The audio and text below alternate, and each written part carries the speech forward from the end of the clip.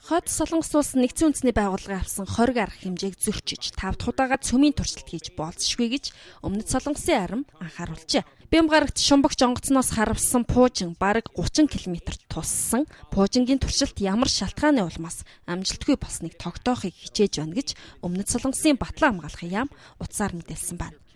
Харин Америкийн нэгдсэн улсын төрийн департаментийн төлөөлөгч Джон Керби Хойд Солонгос баллистик пуужингийн технологи ашиглаж пуужинг өргөсөн. Энэ бол нэгдсэн үндэсний байгууллагын аюулгын зөвлөлийн шийдвэрийг цэвэр зөрчсөн хэрэг хэмээн хэлсэн байна. Их Британийн гадаад хэргийн сайд Филипп Хэммонд энэхүү туршилтыг буруутгажээ. Харин Хойд Солонгос Бямгарагт явуулсан туршилтыг амжилттай болсон гэд энэ бол цэргийн хүчийг бэхжүүлж байгаагийн илрэл болсон гэжээ. Мөн Хойд Солонгос нэгдсэн үндэсний байгууллагын хориг арга хэмжээнээс эмээхгүй.